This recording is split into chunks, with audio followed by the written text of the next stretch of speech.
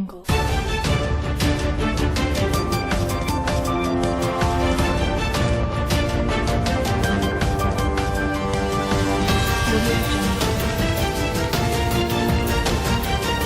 entrevista de la semana en Maray Televisión. Y en Maray Radio conversamos a esta hora de la jornada con el defensor regional de Atacama, don Raúl Palma Olivares, que ya está en nuestros estudios. También lo hacemos a través de Maray Televisión en esta oportunidad. Defensor, gusto de saludarle, bienvenido a Maray Radio. ¿Cómo está usted? Bienvenido. Muchas gracias, Jorge Luis, por la invitación. Estamos muy contentos de estar acá en Radio Maray. Siempre es un agrado poder conversar con ustedes y poder contarle a la gente que los escucha y los ve, además, ¿no es cierto?, todas las cuestiones que están relacionadas con el quehacer de la Defensoría.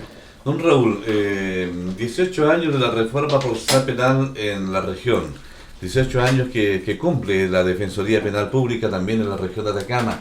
¿Cuál es el balance? ¿Cómo ha sido este caminar de estos 18 años cuando se cumple la mayoría de edad, precisamente? Justamente, bueno, el 16 de octubre, hace 2 días, ¿no es cierto?, cumplimos la mayoría de edad, como se dice, 18 años como Defensoría Penal Pública en la región de Atacama. La verdad es que tenemos un positivo balance nosotros. Hemos transitado durante todos estos años varias fases como institución. Primero, una fase de consolidación, de búsqueda, de estar presente en toda la región, de cobertura, de poder llegar a todos los rincones de Atacama, y eso lo logramos efectivamente con las distintas oficinas en Chañaral, en Vallenar, en Caldera, en Copiapó, y además luego con la incorporación del sistema licitado, que es el subsistema privado que nos acompaña a nosotros en la prestación de defensa penal pública, que es básicamente, ¿no es cierto?, abogados y empresas y oficinas privadas que licitan cada 3 años y que por lo tanto nos ayudan a prestar la defensa penal a todas las personas. Entonces, lograr un 100% de cobertura fue una cuestión importante. Luego vinieron una serie de desafíos que se nos vinieron planteando, fundamentalmente la reforma vinculada a la ley de responsabilidad penal adolescente. Y hoy día estamos en una fase de consolidación. Hoy día, la verdad, las cosas que estamos reconocidos nacional e internacionalmente. Este año nos ganamos el premio anual a la excelencia institucional dentro de la competencia, ¿no es cierto?, de varios servicios públicos. Y la verdad, las cosas que estamos dando respuesta a todas las urgencias y emergencias que existen en cuanto a prestar una mejor defensa a grupos claramente delimitados y que tienen particularidades como, por ejemplo, pueblos originarios, mujeres condenadas, personas también en el sistema penitenciario, personas condenadas también que estaban un poco invisibilizadas, seguir con la defensa penal adolescente, en definitiva, atender a todos los grupos con sus particularidades, migrantes, etcétera. Perfecto. Ahora ahí me imagino, nos ha adelantado algo de avances y logros de la justicia penal que ha sido reformada precisamente. Claro, yo creo que el principal logro, el año 2000, cuando se crea y se inicia todo el sistema penal reformado en nuestro país, yo pienso que de verdad ha sido la política pública de mayor relevancia en los últimos 100 años en materia judicial. Se cambia de un sistema anacrónico, un sistema efectivamente secretista, un sistema oscuro, donde el juez investigaba y juzgaba, donde no habían garantías para los intervinientes, donde las personas en el ámbito penal eran representadas, la mayoría gran porcentaje, casi un 100%, por egresados de derecho, es decir, por no abogados.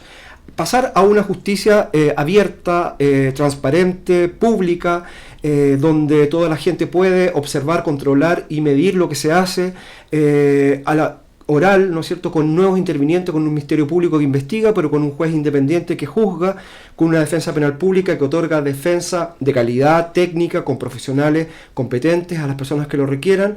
Yo creo que es un salto importante en lo que es, ¿no es cierto?, el resguardo de los derechos fundamentales de las personas y en lo que es efectivamente un sistema moderno de justicia acorde con el siglo XXI. Perfecto. Hay avances seguramente, obviamente, pero también hay desafíos de la Defensoría Regional de Atacama particularmente. Efectivamente, el desafío siempre está presente fundamentalmente en otorgar una mejor calidad de defensa. Nosotros estamos súper abocados a mantener un sello de calidad regional. La verdad es que durante 2019, este año, obtuvimos un premio que nos ubicó dentro de las 3 mejores defensorías regionales del país, dentro de las 17 que existen. Y eso nos llena de orgullo, pero eso también evidentemente nos mueve a mantener esa calidad. Así que constantemente estamos trabajando con defensoras y defensores, ¿no es cierto?, en materia de mejorar capacitaciones, mejorar cursos, mejorar habilidades también vinculadas con la empatía, con la escucha activa, con el comprender la dificultad que tienen las personas que están atravesando un proceso penal y darle entonces un enfoque más humano también al servicio que se presta, darle un enfoque social y además que nuestra misión que ha cambiado hace un par de años de la Defensoría, que no solo brindar defensa penal pública a todas las personas que no cuentan con un abogado privado, sino que además también propender al acceso de todos los grupos vulnerables a la justicia y promover y proteger los derechos humanos de ellos. Entonces también ese enfoque de derechos humanos para nosotros es un desafío permanente y que estamos llevando a cabo en todos los lugares en que efectuamos nuestro servicio. Hay una situación que me imagino que siempre van a estar ahí en el ojo del huracán, por así decir, el tema de la defensoría, porque se tiende a cuestionar muchas veces a la defensoría, porque muchas veces también se ha defendido a personas que son culpables en sí, han sido encontradas culpables, pero tienen ese derecho a la defensa, o sea, obvio, a que no se determine lo contrario. Sí, lógico. A ver, el derecho a defensa está consagrado incluso constitucionalmente en nuestra Carta Fundamental. Es un derecho que está contemplado en prácticamente todos los tratados internacionales que ha suscrito Chile. Efectivamente, nosotros, fíjese, Jorge Luis, nosotros en estos 18 años hemos atendido a más de 115.000 personas en Atacama. Si uno toma en consideración la población de la región, que nunca ha superado, digamos, los 250.000 habitantes, efectivamente no es extrapolable, ni es medible, ni comparable las dos cifras, pero dan cuenta del impacto que implica. Entonces, efectivamente nosotros atendemos a toda la gente que lo requiera. Y estamos hablando de delitos graves, que ustedes reportean constantemente, a delitos muy menores. Imagínese usted que, por ejemplo, manejar hoy día con una licencia no profesional es un delito, ¿no es cierto? Entonces, o por ejemplo, una persona que tiene un accidente de tránsito no presta la ayuda adecuada a la persona que es víctima, también es un delito actualmente. Entonces, hay una serie de nuevos tipos penales que se han incorporado que efectivamente pueden incurrir en que cualquier persona que no ha tenido ningún acercamiento al mundo, ¿no es cierto?, criminal, se vea incorporado o metido en un tema penal y que por lo tanto requiera defensa. Entonces, nosotros defendemos a todo tipo de personas, y usted lo señaló, personas que en definitiva son declaradas culpables, pero también defendemos personas que han sido declaradas inocentes, y muchas personas, y eso es muy importante. Nosotros tenemos un proyecto que es el Proyecto Inocente, que tiene una página web, ahí la gente puede conocer casos de personas, muchas y cada vez mayores lamentablemente, que han sido privadas de libertad, ya sea prisión preventiva o incluso condenadas, que luego han obtenido la libertad porque se ha demostrado su inocencia. Y es tan grave una persona culpable que esté libre como evidentemente una persona que es inocente, que está encarcelada, que además el Estado no repara nunca el daño que han sufrido. Estamos conversando con el defensor regional de Atacama, don Raúl Palma Olivares, a través de Maray Radio y Maray Televisión, en esta oportunidad hablando de estos 18 años de la Defensoría Penal Pública. Es difícil estar en este lado de la vereda, don Raúl, cuando hay tanto cuestionamiento por parte de la comunidad, en muchos casos de alta connotación social. Mira, la verdad de las cosas es que, al contrario, a mí me llena de orgullo y en estos 18 años ha sido verdaderamente una oportunidad increíble profesional y realmente una satisfacción enorme para mí como persona y como profesional poder dedicarme a esto. Aparte que es un orgullo total el poder haber dirigido la Defensoría en los últimos 6 años. Para nosotros como defensores y defensores penales públicos es un compromiso de verdad muy importante el ejercer esta labor, que a veces es incomprendida, pero la verdad las cosas que nosotros, por eso venimos todas las veces que nos inviten, y por eso agradezco enormemente que ustedes nos inviten hoy día a conversar con la gente, a dar a conocer nuestra misión, a que la gente comprenda lo que hacemos, porque la verdad las cosas que hoy se cumplen 18 años del sistema de justicia penal en la región. La Fiscalía, los tribunales de garantía juicio oral, el Tribunal de Juicio Oral en lo penal también, y la Defensoría, partieron un 16 de octubre de 2001. Y nosotros venimos a conversar con la gente, transparentemente, de cara a las personas, a contarles que la labor que hacemos, la hacemos con total compromiso y con absoluta y total dedicación a lo que hacemos. Y de verdad que sí, los cuestionamientos de pronto duelen porque sentimos que no son reales, pero eso nos llena de más fuerza y energía para poder seguir trabajando. El gobierno quería recientemente el control preventivo de identidad desde los 14 años hacia arriba, porque encontraban una persona inimputable, ya a esa edad tenía discernimiento. Bueno, en muchos de los casos de alta connotación social, portonazos, un montón de cosas más, asaltos, robo con fuerza de las cosas, las personas, en fin. están cometidos muchas veces por un segmento de la población que está entre 14 y 18 años, 16 años. Pero al final de cuentas se llegó al consenso de los 16 años. ¿Qué opina usted respecto de esto y también del registro de maleteros y de mochilas? Bueno, claramente estamos en contra, fundamentalmente porque consideramos tres elementos. Primero que todo, el control de identidad es una herramienta ineficaz para la prevención y control del delito. Eso está demostrado por cifras claras que están publicadas por estudios, por una serie de investigaciones. El control preventivo de identidad arroja una mínima cifra de personas que son, en definitiva, formalizadas y que se incorporan a un proceso penal alrededor de un 2% versus un 4% de eficacia que tiene el control de identidad del artículo 85 del Código Procesal Penal. Entonces, la verdad de las cosas es que hoy día tenemos 5 millones de controles de identidad y eso arroja una mínima cantidad de personas que enfrentan un proceso penal. Entonces, la verdad, uno, no sirve. Segundo, nos parece que efectivamente es una herramienta que está dentro de aquellas que son más que afectan de mayor manera los derechos de las personas, porque claramente, lo hemos conversado en otras oportunidades, pero claramente una persona que es detenida ¿no es cierto?, en la calle, en la vía pública, y se le solicita la identidad, se le solicita, ¿no es cierto?, que explique que lleva, por ejemplo, en este caso, en el maletero o, ¿no es cierto?, en los bolsos o las mochilas que llevan, nos parece que claramente afecta el derecho a libre tránsito. Y en tercer lugar, nos parece que en el caso de los adolescentes es doblemente complejo, porque toda la evidencia nuestra y la evidencia del Ministerio Público y la evidencia en general muestra que desde el año 2008-2010 en adelante ha caído enormemente el ingreso de adolescentes. Y entonces la verdad de las cosas es que nos parece sumamente complicado establecer mayores restricciones a la libertad de esas personas que ya tienen un tratamiento diferenciado por parte de la Convención de Derechos del Niño. Y un punto más, aun cuando hoy día se prohíbe el control de identidad preventivo para menores de 18 años, el año pasado se hicieron 70.000 controles a adolescentes. Entonces, eso contra la ley. Entonces, ¿qué nos dice que eso no va a suceder con personas menores de 16 o de 14 años? Entonces, vamos a estar controlando chicos de 12 años, de 13 años. Efectivamente nos parece peligroso. Y termino diciendo una cosa, pongamos los recursos que son escasos, porque somos un país en desarrollo todavía, donde corresponde. Pongámoslo, si nos interesa tanto la delincuencia juvenil, pues bien, ataquemos la salud mental de los niños. ¿Qué pasa con la salud mental de los niños? ¿Qué pasa con la deserción escolar? ¿Qué pasa con los hijos de las personas que están privadas de libertad?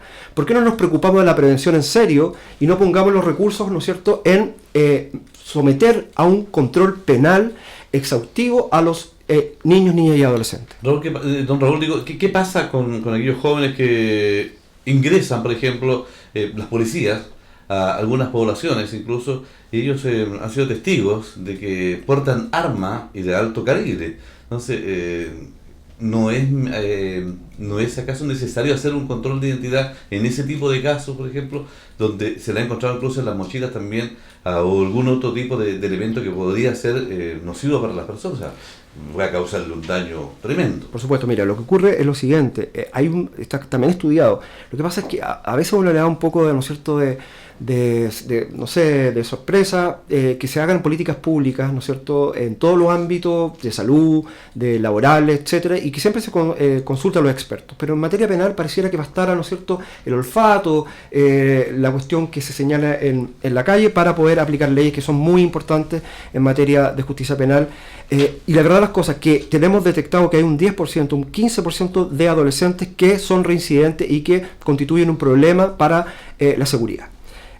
Eso se debiera trabajar profundamente con inteligencia policial, y eso no se está haciendo.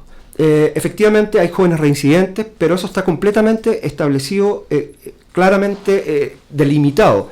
Entonces, en vez de trabajar concretamente con ese grupo de diferentes maneras, psicosocialmente, educacionalmente, penalmente también, se hace este tipo de controles masivos, que en la definitiva, ¿qué es lo que ocurre? Si tú vas a controlar, no sé, a 50.000 personas, evidentemente que vas a encontrar a 100 que van a tener algún registro, o que van a tener alguna, no sé, tipo de alicate, etcétera, o algún tipo de cuestión que no se deba llevar en la vía pública, y eso entonces supuestamente justificaría la incorporación de estos controles cada vez más masivos de identidad. Pero la pregunta mía, Jorge Luis, la devuelvo y se la hago a la ciudadanía. acabamos de ser testigos de la encuesta de Paz Ciudadana, ¿no es cierto?, de victimización. Y la verdad las cosas que estamos en el peor de los mundos, porque estamos con la victimización cada vez más alta, estamos, ¿no es cierto?, con las personas con mayor temor, estamos con la región metropolitana con fuertes, ¿no es cierto?, alza en lo que las personas sienten de inseguridad. Entonces, se están haciendo bien las cosas, hay inteligencia policial, cada 10 años se entregan más dinero, se entrega más patrulla, se entrega más contingente a carabineros y a las policías, y la verdad las cosas es que la situación sigue igual o peor. Entonces, yo diría que en materia de sistema penal hay que ser más riguroso. Y yo creo que lamentablemente no se está haciendo eso e incurrimos en políticas públicas ineficientes. Se va a aprobar el control de preventivo de identidad, lo más probable, de adolescentes. Pero en 2 años más nos vamos a dar cuenta que la situación está igual. Pero, ¿qué pasa con el tema por ejemplo, me acordaba del tema del maletero de un vehículo en el cual a Carabineros se le acusó, casi fueron desvinculados por este tema, de que el procedimiento estaba mal, pero llevaban un arsenal en el maletero. El OS7, a raíz de estos controles también, ha detectado droga. Entonces, ¿no está mal que se haga este control, que se revisen los maleteros de algunos vehículos sospechosos, entre paréntesis, o de forma aleatoria? Lo que pasa es que legislar sobre casos específicos, porque ese es un caso, fue un caso bullado, donde se criticó mucho al Poder Judicial, que en el fondo lo que hizo ese tribunal, ¿no es cierto?, fue simplemente aplicar la ley. Efectivamente no se podía hacer ese tipo de control en un escenario que era bien particular, que era un control vehicular de tránsito. Efectivamente, en un control vehicular de tránsito solo le pueden requerir, ¿no es cierto?, la licencia de conducir. ¿Y si no lo hubieran hecho? Está bien. Hay distintas teorías sobre aquello. Está la buena fe de la gente, se llama, ¿no es cierto?, el fin un poco justifica los medios ahí. Nosotros creemos que se deben respetar las leyes que existen. Y las leyes hoy día constituyen el resguardo del Estado de Derecho. Y por lo tanto, entonces, el tribunal ahí aplicó lo que correspondía, que era la legislación. Es decir, no se podía revisar el maletero, no se podía hacer aquello, porque eso conculcaba la libertad y los derechos de las personas, y por lo tanto excluyó esa prueba y por lo tanto absolvió. Entiendo yo que puede eso no entenderse y crear cierto desazón en la gente, pero efectivamente la discusión está, hagámosla en los tribunales, y además lo más importante, que se haga la discusión en el Parlamento, donde debe existir este tipo de, ¿no es cierto?, de debate. Pero creemos que legislar en base a casos aislados, legislar sobre caliente, legislar sin pensar, legislar de forma express, nos tiene la situación que hoy día estamos de inseguridad. Si eso no lo estoy diciendo yo, no lo estoy inventando yo. Paz Ciudadana hizo una encuesta a septiembre del presente año y las cifras son alarmantes. 40.6 víctimas de robo e intento de robo, ¿no es cierto? 19.6 alto temor, más de 9.2% comparado con el año pasado. La verdad las cosas y tenemos nosotros una tasa de control de identidad de 200 por 1000 habitantes. 200 por 1000 habitantes. En Inglaterra es de 1,3 por 1000 habitantes. Entonces, ¿funciona? Es que también el choque cultural es tremendo ahí en ese sentido. Claro, pero ya pongámonos en Latinoamérica. Tenemos la más alta tasa de personas encarceladas. La mayor cantidad de personas per cápita encarceladas en Latinoamérica. Y la verdad las cosas es que la inseguridad persiste. Entonces, yo creo que, de verdad, y esto lo digo porque a mí me interesa mucho el tema, porque creo en la justicia penal, porque la verdad las cosas que sin justicia penal lo que tendríamos es barbarie, justicia propia mano. A mí me interesa cuidar esto, a mí me interesa que le vaya bien a la Defensoría, pero también al Ministerio Público, a los tribunales, a las policías. Y yo no soy un antisistema en este caso, al contrario, yo creo en esto. Pero hagamos las cosas bien, pues. Escuchémonos, estudiemos, veamos los datos, no legislemos a ciegas, porque de verdad las cosas no están funcionando. ¿Pero 16 años no cree usted que es buena edad? Yo estoy... ¿O usted no está de acuerdo en general? Yo creo que me parece que el control de identidad del artículo 85 del Código Procesal Penal basta y sobra. Me parece que cuando existen indicios de que se ha cometido un delito o que la persona puede haber tenido alguna participación en un ilícito, le permite a la policía actuar, y a mí me parece suficiente. Yo creo que controlar preventivamente a las personas, adultos, pero sobre todo adolescentes, me parece que afecta así los derechos de las personas, y creo que no es una cuestión baladí ni que a mí se me ocurra. Suscribimos nosotros en la Convención de Derechos del Niño, y en derechos humanos la verdad las cosas que los derechos deben ser progresivos, no pueden ir en forma regresiva, no podemos restringir los derechos ya logrados. Y no lo digo yo, lo dice la UNICEF, lo dice el Instituto Nacional de Derechos Humanos, lo dice la Defensoría de la Niñez, lo dijo la Corte Suprema. Entonces la verdad las cosas que ¿por qué no se escucha a quienes son los expertos en el tema? Don Raúl, muchas gracias por haber estado con nosotros aquí en Maray Radio y en Maray Televisión. Muchas gracias a todos ustedes. El defensor regional de Atacama, don Raúl Palma Olivares, conversando acerca de la defensoría, 18 años, mayoría de edad, que cumple precisamente durante este mes de octubre.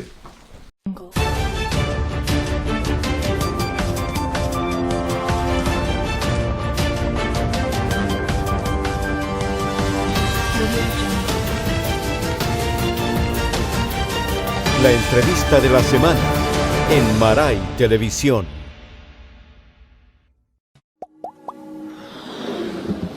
Fue una producción de Maray Radio y Maray Televisión.